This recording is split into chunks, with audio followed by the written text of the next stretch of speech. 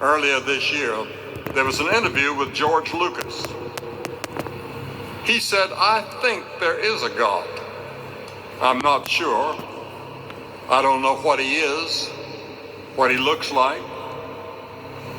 I'm not sure about him." That's maybe how you feel tonight. I want to tell you about him tonight. I want to tell you about God. The first verse in the Bible tells us, "In the beginning, God." Now, where did God come from? How could he just suddenly appear?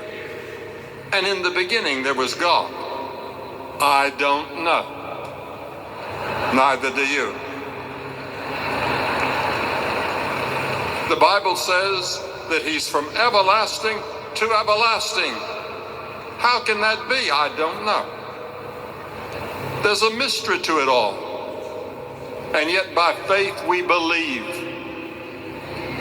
that God had no beginning and he has no end.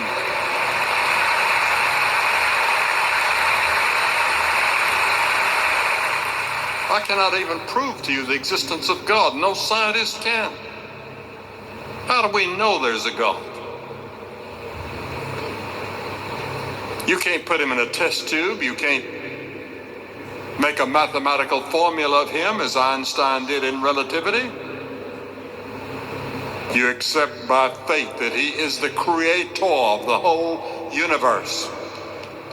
When Charles Lindbergh took his plane to Spirit of St. Louis, all the stars that he could see spread over the entire sky were just part of our Milky Way, just our little galaxy.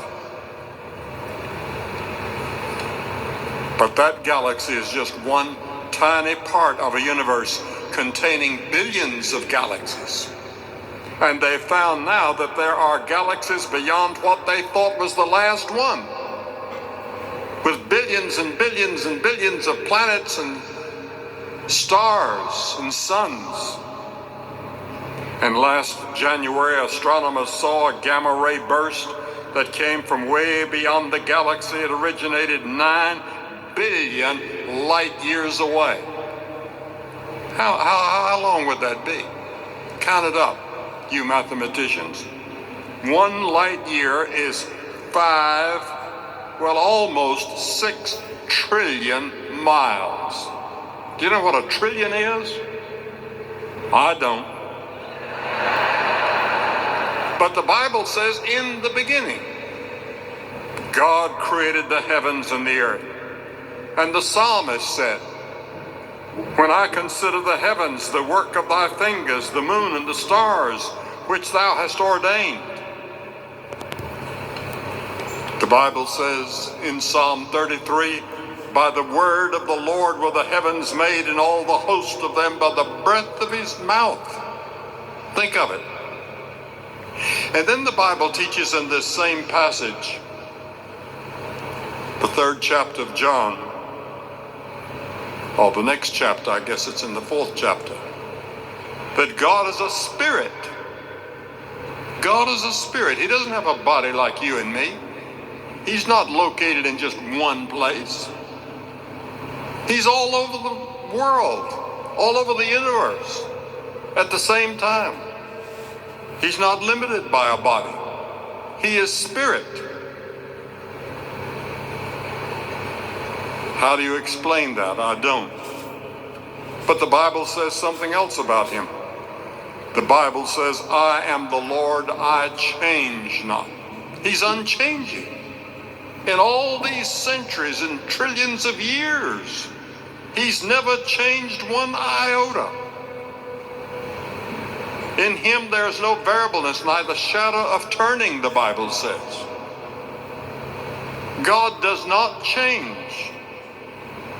The Bible also teaches that God is a holy God. The Lord is righteous in all his ways and holy in all his works. The Bible says, "Thou art of purer eyes than to behold evil, and canst not look on iniquity." God is absolute purity. I remember when I was a boy in North Carolina, we would all look forward to the day when maybe we'd have a little bit of snow. We didn't get much snow in the place I lived, but boy, when it came, we were excited. And I remember my mother pointed out something to us one day when the snow came. She put out some washing, some sheets and towels and shirts and things to hang out, that when the sun came out, it would dry. And then she said, look at the snow. Don't you think it's clean and white? And look at the clothes that she had washed, that we thought were perfectly white, were now dirty in comparison to that snow. And that's the way we are. In comparison to God, we're dirty. He is absolute holy. But the Bible also teaches that God is a God of judgment. The Bible says it is appointed unto men once to die, but after that is the judgment. There is going to be a time of judgment. And the Bible says that God will bring every work into judgment with every secret thing, whether it be good or whether it be evil. The wages of sin, the Bible says, is death. You may confess your sin, but you must pay the consequences. When we abuse the environment, we pay a price. When we break God's moral and spiritual law, we pay a price.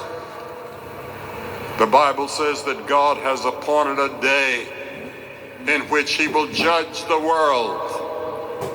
There's a day already set aside in God's calendar in which he's going to judge the whole world.